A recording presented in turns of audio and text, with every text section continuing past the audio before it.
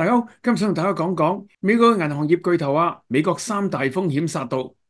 另外亦都會講下德國總理帶咗一個豪華團訪問中國，歐洲講一套做一套，歐盟從新疆進口額猛增。德國總理朔爾茨將會喺4月14日至16日去中國進行正式訪問，屆時多個德國企業嘅高層將會同行。據外媒披露嘅消息話，呢次跟朔爾茨訪華嘅商界領袖嚟自多個行業，堪稱企業天團。諸多德國企業高層都想跟住總理一齊嚟中國，之前大力爭奪代表團嘅席位。歐盟政治上跟美國搞中國，但係經濟上就唔願意放棄中國呢個龐大市場，出現一種好似精神分裂嘅狀況。例如美國以莫須有嘅種族滅絕為由，立法要限制新疆產品入口。當然想歐盟照跟，歐盟都有跟住做，但係實際上嘅效果就恰恰相反。據環球時報報道，2024年前2個月，歐盟從中國新疆入口額達到3.1億美元，同去年相比增長咗218%。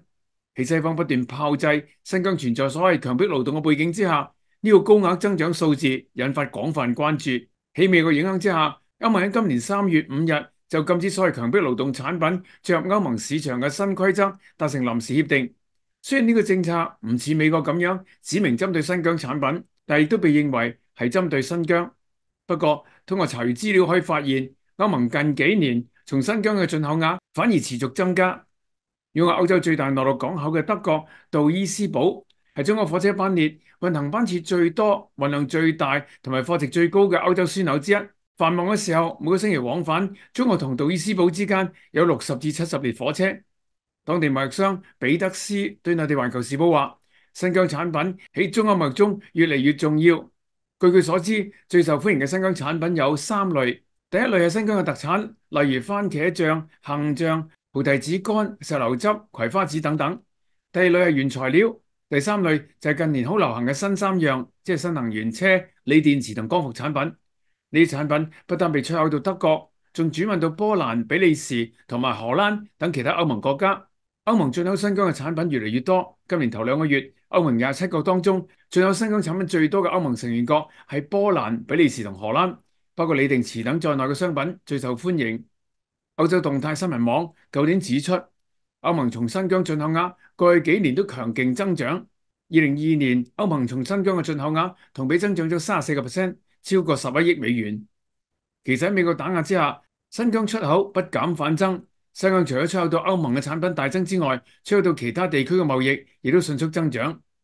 據烏魯木齊海關嘅資料顯示，2023年新疆地區嘅外貿進出口總值達到3573億元人民幣，同上年相比增長咗45.9%，增速居全國第2位。而舊年全國整體進出口嘅增長只有0.2%，可見新疆嘅增長有幾厲害。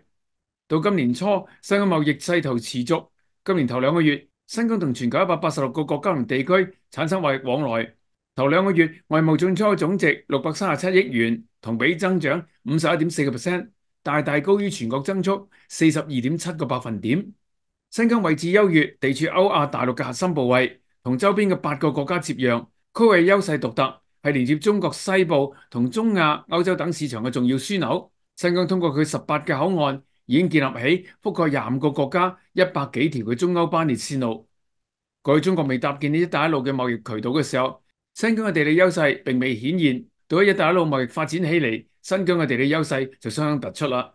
環球時報記者近期前往新疆霍爾果斯口岸進行採訪，睇到貨車喺口岸前排成長龍等待過關，而工作人員就忙碌咁樣進行貨物檢查同資料記錄，確保每一筆貿易都能夠順暢進行。記者了解到，新疆嘅外貿額正以驚人嘅速度增長，特別係汽車同埋農產品出口成為新嘅增長點。從農產品到工業品，從陸地運輸到跨境電商，新疆正以全新嘅面貌迎接全球化嘅挑戰，不斷提升自己作為亞歐黃金走廊嘅重要節點嘅戰略價值。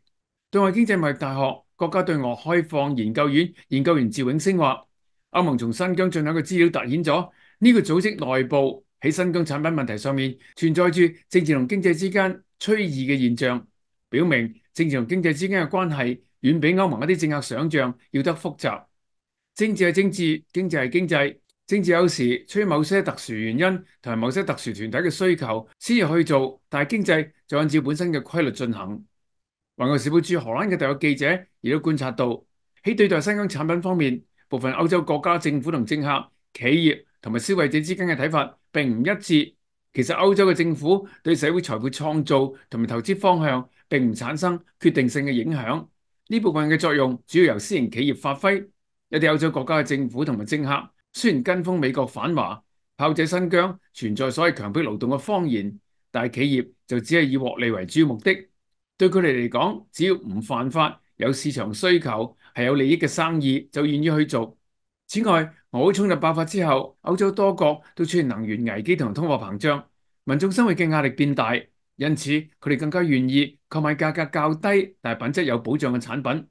大部分歐洲嘅民眾，特別係學生，買產品嘅時候係唔會注意產地問題嘅。對外經濟貿易大學研究員趙永升就話：今年頭2個月，歐盟從新疆進口額猛增，亦都有囤貨嘅因素。截至到4月7日，歐盟禁止所謂強迫勞動嘅法案，企業可持續發展盡職調查指令尚未通過。如果呢個法案通過，可能會對新疆嘅企業產生影響。趙永升分析，歐盟進口商擔心萬一呢項法案生效，會對佢哋嘅產業鏈產生較大影響，因此未雨綢繆，現在就將未來需要嘅新疆產品提前加以採購。趙永升經過測算，認為今年頭2個月歐盟從新疆進口額同比猛增200% 以上，其中有150% 左右嘅增長係源自於主觀嘅囤積，其餘50% 左右嘅增長係源自當前嘅需求。但係即使50% 嘅增長幅度屬於當下嘅需求，呢個數字已經相當可觀啦。限制進口最後受傷嘅係歐盟企業同埋民眾。德國係中國最大嘅歐盟交易夥伴，喺新疆嘅投資相對較多，因此德國進口新疆產品就成為美德兩國一啲政客不滿嘅地方。歐洲動態新聞網話，喺進口新疆產品方面，德國喺眾歐盟國家中脫穎而出，因為該國對新疆生產嘅鋰電池需求巨大，而呢啲用喺電動汽車嘅電池將會在德國嘅綠色轉型中發揮重要作用。例如，單2022年10月1個月，德國就進口咗1750噸，總值4400萬歐元嘅鋰電池。可以簡單總結：第一，歐盟政客想跟美國制裁新疆，但係企業家就唔想跟，就出現歐盟同新疆貿易近年猛增嘅怪現象。第二，如果歐盟政客一意孤行抵制新疆產品，最後只係歐洲嘅消費者受損，要買貴貨，要捱更高嘅通脹。呢個問題其實已經喺美國反映咗出嚟。美國銀行業巨頭摩根大通嘅首席執行官戴蒙4月12日警告話，美國面臨3重挑戰。第一係戰爭，佢話令人不安嘅全球形勢，包括可怕嘅戰爭同埋暴力，令到摩根大通嘅業務同整體經濟帶嚟不確定性因素之一。第二係美國通脹，美國3月核心通脹率同上月環比增長0.4%，同去年相比增長咗3.8%，繼續高於市場預期，令聯儲局被迫放慢減息嘅步伐。戴蒙話，持續嘅通脹壓力可能會延續好長時間。第三係聯儲局嘅反應，聯儲局為應對通脹進行量化緊縮，每個月從到期債券回收950億美元。戴蒙話，美國聯儲局正努力動用佢7.5萬億美元負債表上面嘅資產回收資金。佢話，我哋從未真正經歷過咁大規模嘅量化緊縮嘅全部效果。聯儲局自2022年6月以嚟，佢持有嘅債券已經減少咗1.5萬億美元。呢個做法等於收水，意味住全球市場減少咗1.5萬億美元嘅流動性。戴蒙話，綜上所述，呢3個問題構成未來大量未知因素。佢話，我唔知道呢啲因素將會點樣發揮作用，但係佢必須要讓佢哋嘅公司為廣泛潛在嘅環境變化做好準備。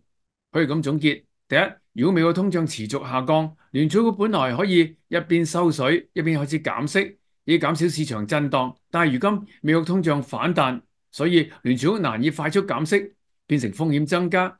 戴蒙發表呢番言論係擔憂美國通脹持續落去嘅影響。第二，呢一切惡果係拜登自己一手造成嘅，佢阻止俄烏停戰，亦都發動制裁俄羅斯嘅石油，支持以色列開戰，又唔撤銷對中國商品附加嘅關稅，更加限制新疆產品入口。每一件事都有高通脹嘅後果，可以話係自作自受。另外喺石樓台嘅時快評，我哋講到法國國粹鵝肝如今變成中國一個隱世願成嘅新土產，內地中產人群大幅增加，就令安徽霍有個養鵝戶致富。歡迎訂戶去石樓台收睇我嘅評論。大家好，巴士的報除咗響 YouTube 有片睇之外，響另一個平台石樓台都有片睇。有網友話想訂閱石樓台睇獨家內容，但係唔係好知道網上訂閱點樣做。我哋特別安排咗客戶服務熱線，如果有關於訂閱或者係使用問題，歡迎你聯絡我哋。你可以喺香港辦公時間致電36103800 36103800，或者係發電郵俾我哋。石樓台有好多獨家內容，例如10分鐘看中國，係其他媒體比較少講嘅中國新聞時事分析。另外，石樓台獨家發佈嘅陸羽仁金融 High Tea 財經節目已經推出咗文字版，除咗睇視頻之外，你仲可以響石樓台睇陸羽仁嘅文字版。石樓台歡迎全球觀眾訂閱，響互聯網搜尋巴士的報，去巴士的報網站就可以揾到石樓台。希望你哋都支持巴士的報，訂閱石樓台，多謝大家。